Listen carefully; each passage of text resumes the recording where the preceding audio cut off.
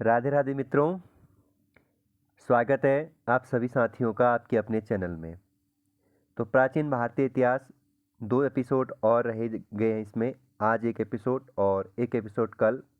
फिर मैं सीधे वन लाइनर के फॉरवर्ड में चले जाऊंगा, मध्यकालीन और आधुनिक में। मैं इंपॉर्टेंट प्रश्नों को ही लेकर के आऊँगा वहाँ पे। यहाँ पे थोड़ा सा डिटेल में आप लोगों तक मैं ये प्रश्न पहुँचा रहा था, यानी टॉपिक पहुँचा रहा था। तो आज का चैप्टर है गुप्तोत्तर काल, यानी जब हम भारतीय इतिहास में गुप्त साम्राज्य को पढ़ रहे थे, उसी के बाद का जो टॉपिक स्टार्ट होता है गुप्तोत्तर काल। अगर हम गुप्तोत्तर की बात करें तो वल्लभी में मैत्रिक वंश का शासन था। कहाँ? वल्लभी में, जिसका संस्थापक राजा भट्टारक था और उसका पुत्र धरसेन था। यहाँ से सवाल सीधे आपसे ये पूछ सकता है कि मैत्रिक वंश का संस्थापक कौन था, तो आप कहेंगे भट्टारक जी था। ठीक है। वहीं मालवा में इस समय पे यशोवर्मन का शासन था। किसका शासन था? यशोवर्मन का शासन था, जिसने हून शासक मिहिर कुल को पराजित किया था। ऊपर में भी मैंने हून जाति का वर्णन किया था। और याद रखिएगा, मालवा में किसका शासन था इस समय पे? यशोवर्मन का। और यशोवर्मन ने किसको हराया था? हून शासक मिहिर कुल को पराजित किया था। ये प्रश्न पूछा जा चुका है। अब हम कन्नौज का मौखरी वंश पढ़ेंगे। कन्नौज उत्तर प्रदेश में, याद रखिएगा। और मौखरी वंश के बारे में अब हम चर्चा करेंगे। याद करिए, मौखरी वंश का प्रथम स्वतंत्र शासक था ईशान वर्मा, जिसने महाराजा धीराज की उपाधि धारण की थी मौखरी वंश में। अगर हम इसी मौखरी वंश की बात करें तो इस वंश का जो सबसे प्रतापी शासक था मित्रों, वो था सर्ववर्मन था। अब आपसे सवाल किस तरीके से एग्जामिनर पूछेगा कि मौखरी वंश का सबसे प्रतापी शासक बताइए, तो आप करिएगा सर्ववर्मन था। ठीक है। वहीं इसके बाद हर्षवर्धन की बहन राजश्री का विवाह, जो हम इसके बाद पढ़ेंगे हर्षवर्धन के बारे में। हर्षवर्धन की बहन का नाम क्या था? राजश्री। राजश्री का विवाह होता है मौखरी वंश के ग्रहवर्मा। जो मौखरी वंश के जो राजा होते हैं, बाद में बनते हैं ग्रहवर्मा। ग्रहवर्मा से राजश्री का विवाह हुआ था। फिर जब ग्रहवर्मा की हत्या हो जाती है, फिर ये शासक ट्रांसफर हो जाता है हर्षवर्धन के पास। ठीक है। अब हम थानेश्वर का वर्धन वंश यानी पुष्यभूति वंश के बारे में चर्चा करने वाले हैं। ये बहुत इंपॉर्टेंट वंश होने वाला है। सबसे पहले यहाँ पे सवाल पूछा जाता है कि वर्धन वंश का संस्थापक कौन था? तो वर्धन वंश का संस्थापक पुष्यभूति था। कौन था? पुष्यभूति। हरियाणा के थानेश्वर में राजधानी बनाया था पुष्यभूति ने। और यही रीजन पड़ता है पुष्यभूति वंश का चौथा शासक प्रभाकर वर्मन था, जिसने परम भट्टारक व महाराज धीराज की उपाधि धारण की थी। ठीक है। यह आपसे सवाल क्या पूछेगा? प्रभाकर वर्धन किस वंश का शासक था? तो आप याद रखेंगे वर्धन वंश का। ठीक है। और यहीं पे मोस्ट इम्पॉर्टेंट हो जाता है, प्रभाकर वर्धन की पत्नी का नाम यशोमती था। पत्नी का नाम इम्पोर्टेंट नहीं, याद रखना है। इनके 3 बच्चे थे। कितने बच्चे? 3। राजश्री, राजवर्धन और हर्षवर्धन। फिर से याद करिएगा, 3 बच्चे राजश्री, राज्यवर्धन और हर्षवर्धन। ठीक है। यहाँ पे सबसे पहले इम्पोर्टेंट क्या याद रखना है? राजश्री का विवाह कन्नौज के मौखरी शासक ग्रहवर्मा के साथ हुआ था। ये मैं ऊपर पे आप लोगों को बता चुका हूँ। ठीक है, कि ग्रहवर्मा की शादी किससे, यानी राजश्री की शादी किससे हुई थी? ग्रहवर्मा से, यानी ग्रहवर्मा की पत्नी हुई है। ठीक है। इसके बाद राजवर्धन जब थानेश्वर का शासक बना। कौन? राजवर्धन जब थानेश्वर का शासक बना, उस समय पे, कहाँ? उस समय पे बंगाल के शासक शशांक। कहाँ का शासक? बंगाल का शासक। वो भी कौन? शशांक। वही मालवा के शासक देवगुप्त ने कन्नौज पर आक्रमण किया। एक तो हो गया शशांक और एक हो गया देवगुप्त। इन दोनों ने मिलकर के कन्नौज पर आक्रमण किया और किसकी हत्या कर दी? ग्रह वर्मा की हत्या कर दी और राजश्री को कैद कर लिया। ठीक है, तो ये प्रश्न पूछा जाता है, ठीक है, कि राजवर्धन को किसने पराजित किया और किस तरीके से, और ग्रह वर्मा की शादी किससे हुई थी, ये भी आपको याद रखना है। राजवर्धन ने दोनों शासकों पर हमला कर देवगुप्त को पराजित किया, लेकिन शशांक ने राजवर्धन की हत्या कर दी। ठीक है, देवगुप्त तो इस युद्ध में पराजित हो जाता है, लेकिन शशांक ने राजवर्धन की हत्या कर दी। बंगाल के गौड़ वंशीय शासक शशांक, किस वंश का था बंगाल का? वो गौड़ वंशीय, जो शैव धर्म अनुयायी था, जिसने बौद्ध गया कहाँ है? बिहार, बौद्ध वृक्ष को कटवा दिया था। मोस्ट इम्पोर्टेंट है, बौद्ध वृक्ष को किसने कटवा दिया था, किसने काट दिया था?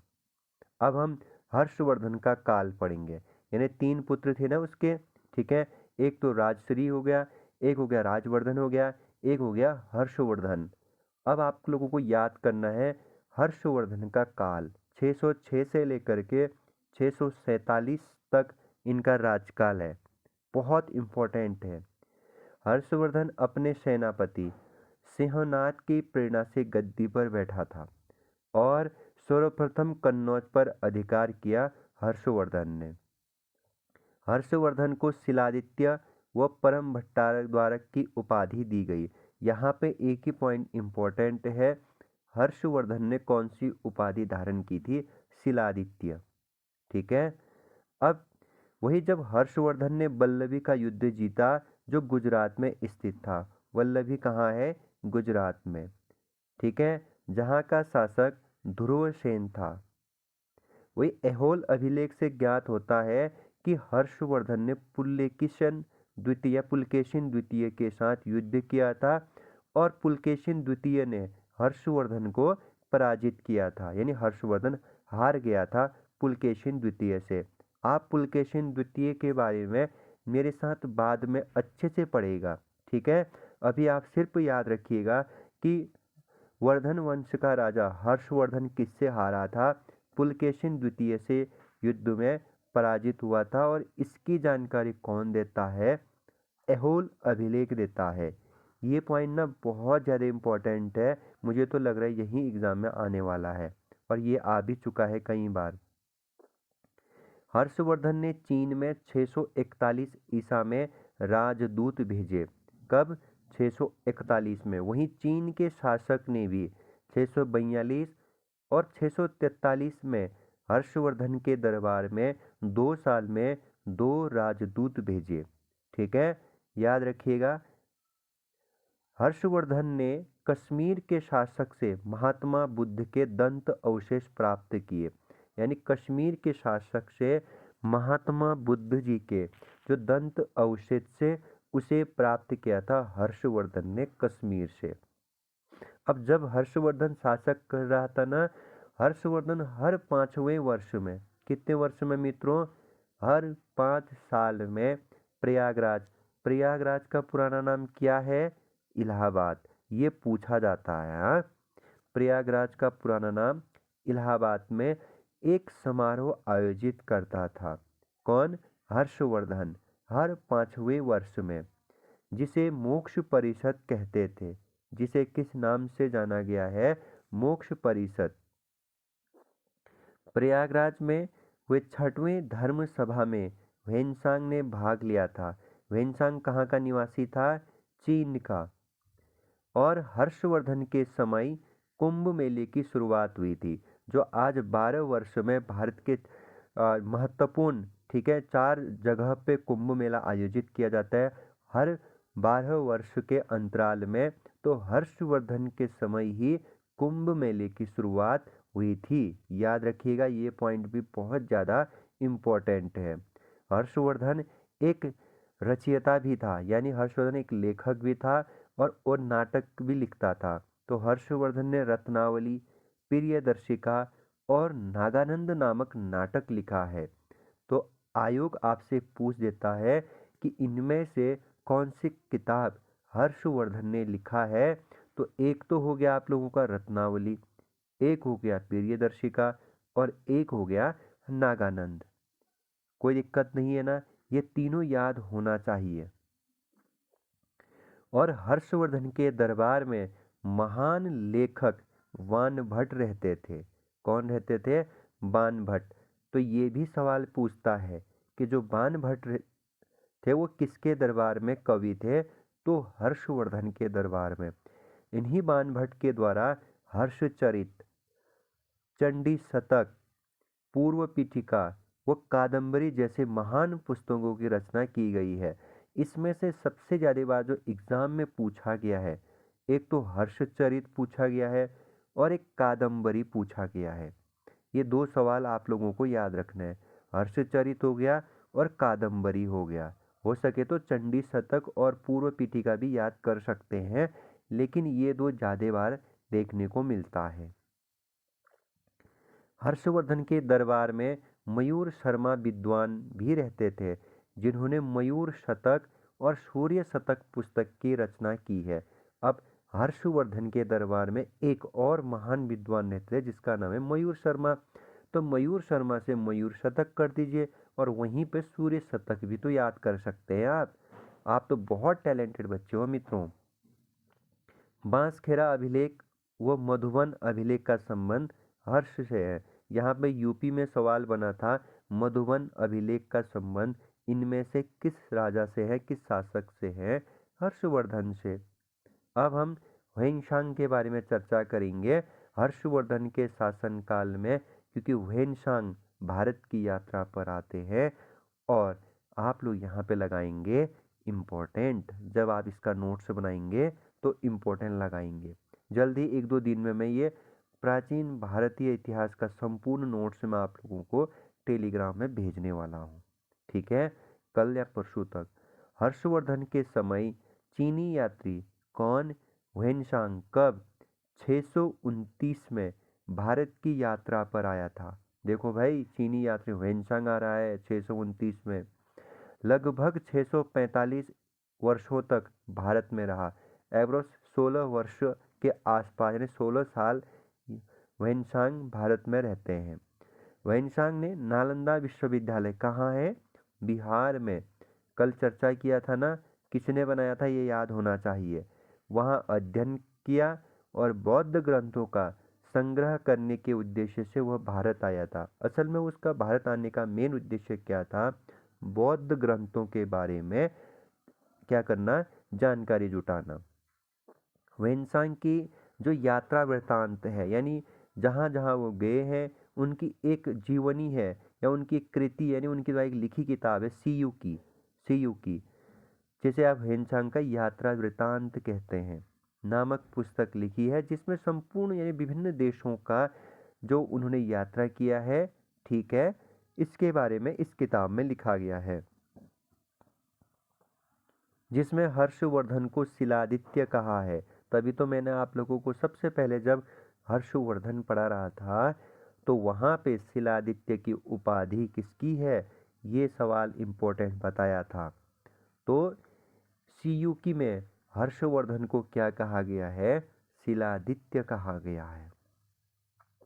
अब हम ह्वेनसांग पे एक पॉइंट और पढ़ेंगे। ह्वेनसांग के समय नालंदा विश्वविद्यालय का जो प्राचार्य जी थे यानी प्रिंसिपल थे, वो शीलभद्र था। कौन था? शीलभद्र। और ह्वेनसांग को यात्रियों का राजकुमार भी कहा जाता है। ये बहुत ज़्यादा इम्पोर्टेंट है कि प्राचीन भारत में यात्रियों का राजकुमार किसे कहा गया है? ह्वेनसांग को। इन्हीं ह्वेनसांग साहब को नीति का पंडित या वर्तमान शाक्य मुनि भी कहा जाता है।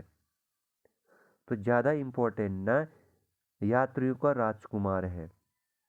और नालंदा विश्वविद्यालय का प्राचार्य जी कौन थे? शीलभद्र थे ह्वेनसांग के समय पे। अब हम हर्षवर्धन का प्रशासन देखेंगे। सिंहनाथ हर्षवर्धन का प्रधान सेनापति था, यानी मुख्य सेनापति कौन था? हर्षवर्धन के शासनकाल में सिंहनाथ जी थे। और अश्वसेना का जो सेनापति था वो था कुंतल। वही प्रधान सचिव कौन था? भंडी था और युद्ध व शांति का मंत्री या प्रधानमंत्री अवंती था। तो यहाँ पे युद्ध या शांति का मंत्री कौन था? अवंती। और जो प्रधान सचिव था यानी मुख्य सचिव था वो भंडी था। प्रधान सेनापति था कुंतल और प्रधान सेनापति था सिंहनाथ और अश्व सेनापति था कुंतल। हर्ष का साम्राज्य प्रांतों या भुक्ति में विभक्त था। जो हर्ष का साम्राज्य था वो प्रांतों में विभक्त था। प्रांतों को नहीं, भुक्ति भी कहा गया है, जिसके शासक को लोकपाल या उपरिक कहा जाता था। अब यहाँ से सवाल क्या पूछा जाता है कि प्रांतों के जो शासक थे उसे किस नाम से जाना गया था या जाना जाता था? लोकपाल या उपरिक, या भुक्ति के शासक को लोकपाल या उपरिक कहा जाता था। प्रांत के अंतर्गत जिले होते थे। जिले को विषय, ठीक है, और विषय के अधीन पाठक या तहसील होते थे। अब देखिए, प्रांत हुआ, प्रांत के अंदर विषय हुआ, विषय के अधीन पाठक या तहसील हुआ। तहसील को पाठक कहा गया है और जिले को विषय भी कहा जाता है। प्रशासन की जो सबसे छोटी इकाई थी वर्धन वंश में वो थी ग्राम थी, और जिसके मुखिया को ग्राम छटपटलिक कहा गया है। ठीक है, तो ये आप इम्पोर्टेंट लगाएंगे कि प्रशासन की सबसे छोटी इकाई वैसे भी ग्राम ही होती है। ठीक है। हर्षवर्धन के अश्व सेना का सेनापति स्कंदगुप्त और साधारण पुलिसकर्मी चाट व भाट होते थे। यहाँ पे पूछा जा चुका है चाट व भाट क्या थे हर्षवर्धन के समय पे, तो आप याद कर लीजिएगा पुलिसकर्मी। हर्षवर्धन के समय सिंचाई के लिए रहट या तुला यंत्र शब्द का प्रयोग किया गया है। तो यहाँ पे सवाल बनाया गया है कि रहट से आप क्या समझते हैं, तो आप याद रखिएगा ये सिंचाई के लिए प्रयुक्त होने वाला शब्द है या तुला यंत्र है। ठीक है। उस समय पे हर्षवर्धन के समय पे मथुरा यूपी सूती वस्त्र का केंद्र बिंदु था। हर्षवर्धन के समय पूर्वी भारत में, जो आप लोगों का ये वाला पोर्शन पड़ता है ना हमारा पूर्वी भारत, ठीक है, ये वाला पोर्शन, ठीक है, पूर्वी भारत में ताम्रलिप्ति जो आप लोगों का पश्चिम बंगाल में है, वो पश्चिमी भारत में भड़ौच, यहाँ पे जो आप लोगों का गुजरात में, ये दो बंदरगाह थे। तो ये क्या है पूछा जा चुका सवाल है, ताम्रलिप्ति और भड़ौच क्या है, ये दो बंदरगाह है। ठीक है, और ये उस समय में भी थे, आज भी है। तो आप लोगों के लिए ये महत्वपूर्ण पॉइंट हो जाता है ताम्रलिप्ति और भड़ौच। अच्छे से सुनिएगा, यहाँ ध्यान दीजिएगा। ठीक है। अब भारत में राजपूतों का उदय, ठीक है, ये बहुत इम्पोर्टेंट है। हम उत्तर भारत और पश्चिमी भारत पे जाते हैं पहले। ठीक है, भारत में राजपूतों का उदय नया टॉपिक है।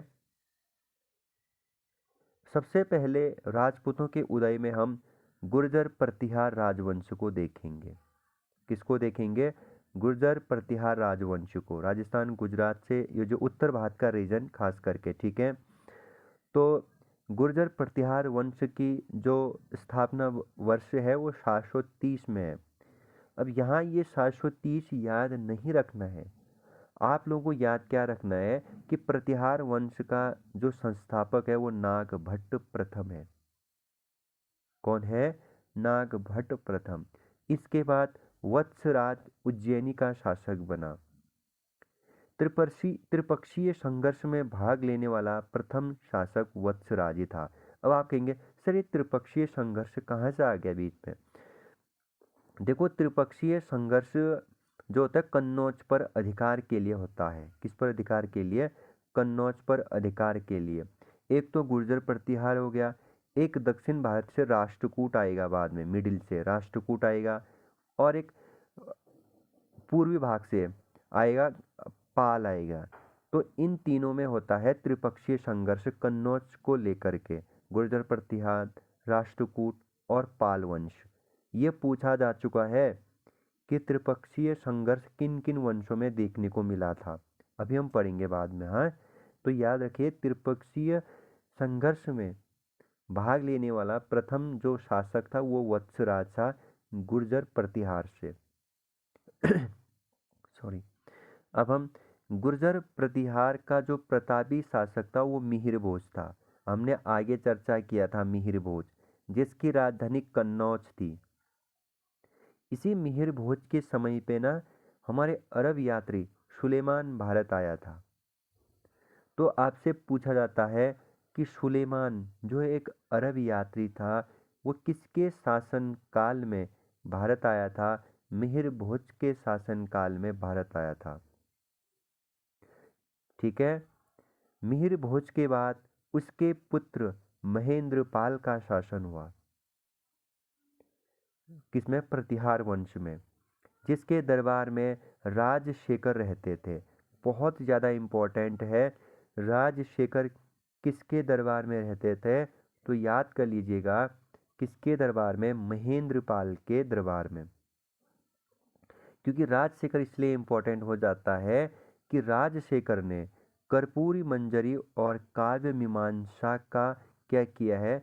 रचना किया है। यानी ये दो पुस्तक किसने लिखा है? राजशेखर ने। एक पुस्तक हो गया कौन सा? काव्य मीमांसा।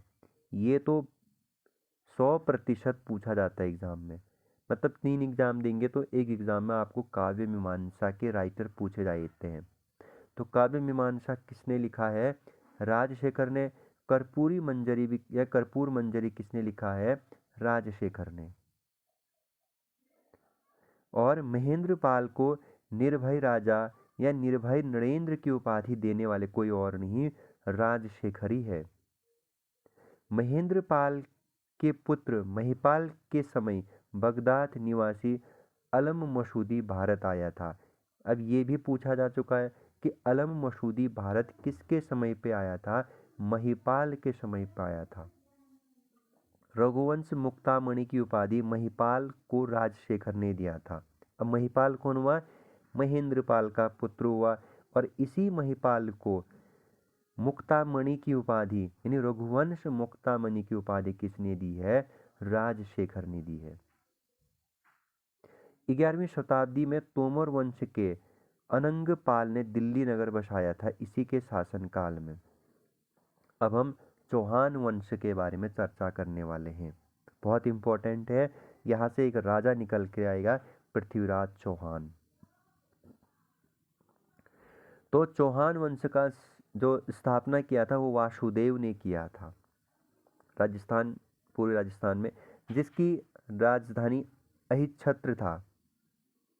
यहाँ पे राजधानी इम्पोर्टेंट नहीं है, यहाँ पे इम्पोर्टेंट है चौहान वंश की स्थापना किसने किया था या संस्थापक वासुदेव ने किया था। अब इस चौहान वंश का जो पहला स्वतंत्र शासक था वो सिंहराज था। और इसी सिंहराज ने अजयराज नामक शासक, सिंहराज के बाद अजयराज नामक राजा शासक बनता है, जिसने अजमेर नगर की स्थापना की थी। जो आज अजमेर आप शहर देखते हैं, पढ़ते हैं किताबों में, इसके जो संस्थापक है वो अजयराज है। अ से अजमेर करिएगा और अ से अजयराज करिएगा। ठीक है। अब हम चौहान वंश में एक और राजा को पढ़ेंगे, विग्रराज विशलदेव चतुर्थ। कौन? विग्रराज विशलदेव चतुर्थ। मेरे साथ दोहराएंगे, चौहान वंश का क्योंकि ये प्रतापी शासक है जिसने हरिकेली नामक संस्कृत नाटक लिखा है। तो आपसे पूछा जाता है कि हरिकेली नामक जो संस्कृत जो नाटक है इसके राइटर कौन है? आपसे सिर्फ यहीं पर क्वेश्चन का उत्तर तोड़ देता है वो, विग्रराज या बीसलदेव, या तो इतना देता है बीसलदेव या विग्रहराज देता है वो। वहीं संस्कृत के महान विद्वान सोमदेव विग्रराज चतुर्थ के दरबार में रहता था। यानी सोमदेव जो एक संस्कृत के महान विद्वान है भारतीय इतिहास में, विग्रराज चतुर्थ के दरबार में रहता था, जिसने ललित विग्रह राज नाटक लिखा है। ललित विग्रह राज नाटक किसने लिखा है? सोमदेव ने लिखा है। विग्रहराज ने अजमेर में एक संस्कृत विद्यालय की स्थापना की थी, अजमेर राजस्थान, जिसको तोड़ करके बाद में कुतुबुद्दीन ऐबक ने 2.5 दिन का झोपड़ा बनाया था। तो यहाँ पर है भाई मित्रों आप लोगों के लिए क्वेश्चन कि बताइए कुतुबुद्दीन ऐबक ने किस जगह पे 2.5 दिन का झोपड़ा बनाया था या झोपड़ी बनाया था? अजमेर में बनाया था। और उसी अजमेर में जहाँ पे विग्रहराज ने एक संस्कृत विद्यालय बनाया था, क्योंकि वो संस्कृत का क्या था, एक महान ज्ञाता भी था। इसीलिए तो विग्रहराज के दरबार में कौन रहता था? संस्कृत के महान विद्वान सोमदेव रहता था। ठीक है, याद करने की कोशिश करिए। हाँ, अब हम पृथ्वीराज तृतीय जो चौहान वंश का अंतिम शासक था इसके बारे में चर्चा करते हैं, जिसकी राजधानी, इन्होंने अपनी राजधानी कहाँ बनाई? दिल्ली बनाई थी पृथ्वीराज तृतीय चौहान ने। पृथ्वीराज चौहान ने जयचंद की पुत्री संयोगिता से शादी किया था, यानी अपहरण कर उससे विवाह किया था। तो ये सवाल पूछा जा चुका है कि पृथ्वीराज तृतीय ने किससे शादी किया था? संयोगिता से।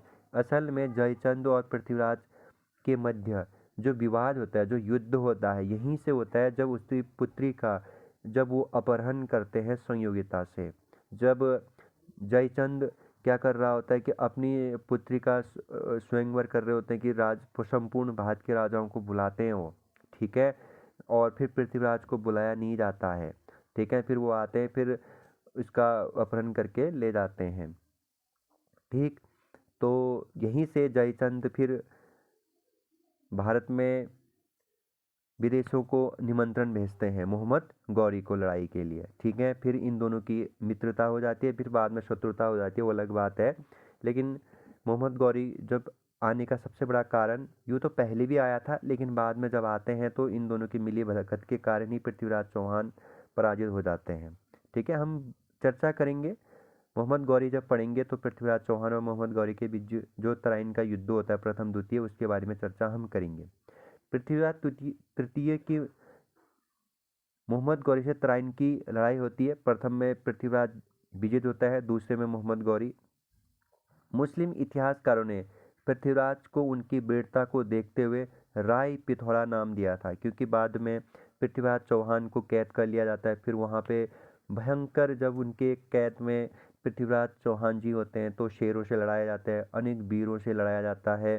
ठीक है, तब उसी सभा में या उसी फील्ड में जब संपूर्ण सभी लोग देख रहे होते हैं उसकी वीरता को, तो वीरता को देख कर के वहाँ के लोगों ने भी और इतिहासकारों ने भी राय पिथौरा नाम से संबोधित किया है।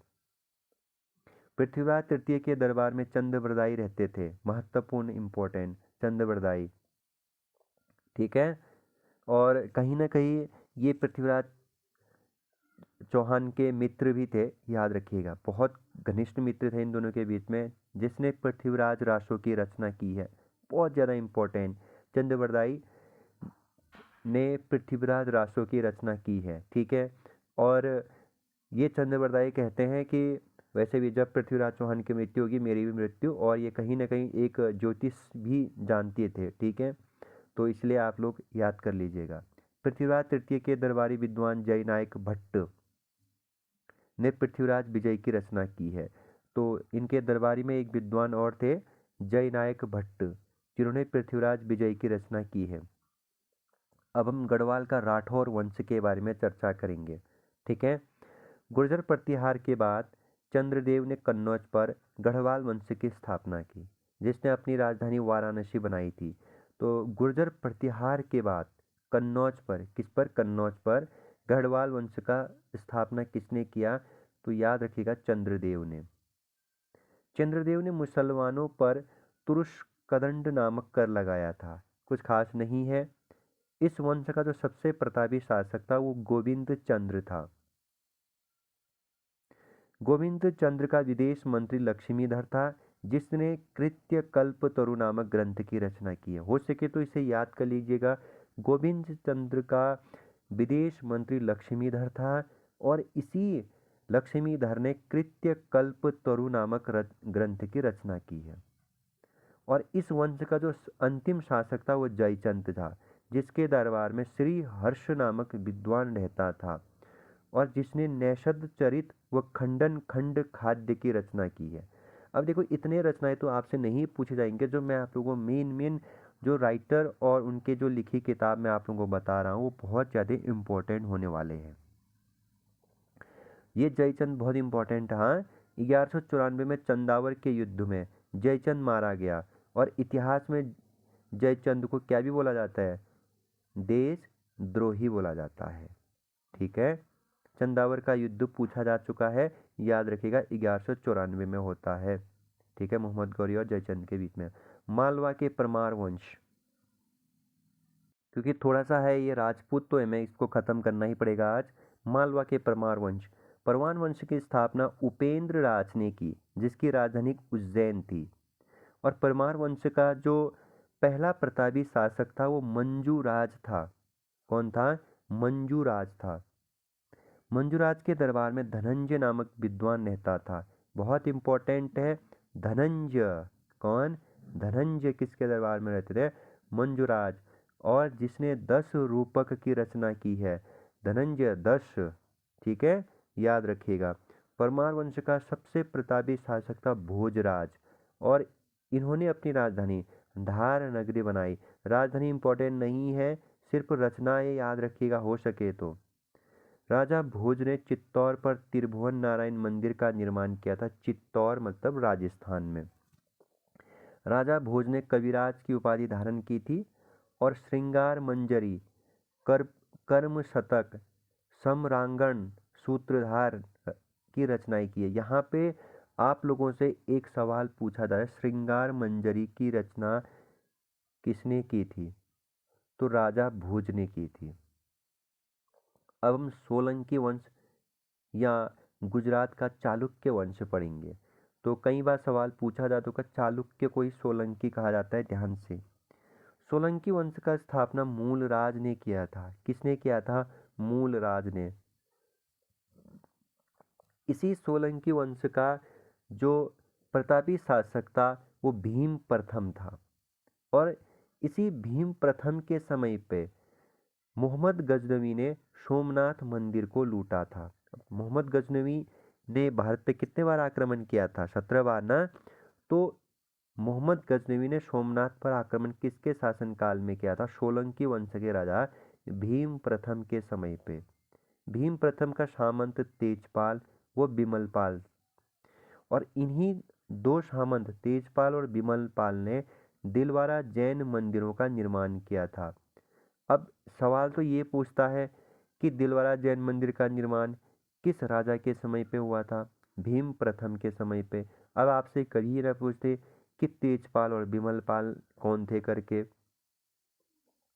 भीम के बाद जो उत्तराधिकारी हुए वो जयसिंह सिद्धराज था और इन्होंने सोमनाथ यात्रियों का तीर्थ यात्रा कर समाप्त किया था। जो सोमनाथ मंदिर को देखने के लिए आ रहे हैं उसके लिए जो समय टैक्स लिया जाता था वो इन्होंने समाप्त किया था। सिद्धराज ने जैन आचार्य हेमचंद्र को अपना प्रधानमंत्री बनाया था। बहुत इंपॉर्टेंट है, हेमचंद्र। सिद्धराज ने खंबात में एक मस्जिद का निर्माण किया और सिद्ध संवत चलाया। तो खंबात की खाड़ी गुजरात। वहीं गुजरात स्थित मोढेरा का सूर्य मंदिर, एग्जाम में पूछा जाता है मोढेरा का सूर्य मंदिर कहाँ है?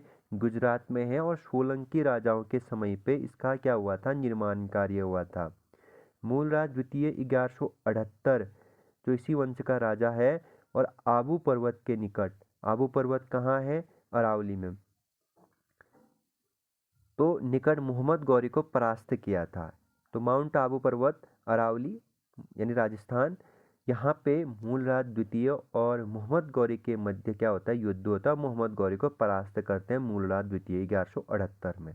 ठीक है, अब हम चंदेल वंश, अब हम जैसे चंदेल वंश पढ़ेंगे तो इसको हम खत्म करेंगे। ठीक है, यानी राजपूतों का उदय या राजपूत राजवंश के बारे में हम पूरा कर लेंगे। तो चंदेल वंश की स्थापना नन्नुक ने की थी, जिसका शासन क्षेत्र बुंदेलखंड यूपी से लगा हुआ था। चंदेल वंश, चंदेल वंश का संस्थापक नन्नुक। जेजा शासक के नाम पर बुंदेलखंड का नाम जेजा भुक्ति पड़ा। जेजा शासक के नाम पर बुंदेलखंड का नाम जेजाभुक्ति पड़ा था, ये भी आपसे पूछा जाता है। चंदेल वंश का प्रथम स्वतंत्र शासक यशोवर्मन था, और यशोवर्मन जिसने खजुराहो में चतुर्भुज विष्णु मंदिर का निर्माण किया था। कहाँ? खजुराहो में। चंदेल वंश का शासक धंग ने अपनी राजधानी खजुराहो बनाई थी। कुछ इंपॉर्टेंट नहीं है ये। खजुराहो में कंदरिया महादेव मंदिर का निर्माण राजा धंग ने कराया था, ये इंपॉर्टेंट है। खजुराहो में कंदरिया महादेव मंदिर का निर्माण किसने कराया था? राजा धंग ने। मोहम्मद गजनवी ने कालिंजर अभियान के दौरान, किस अभियान के दौरान? कालिंजर अभियान के दौरान चंदेल शासक विद्याधर ने उसका डटकर सामना किया था।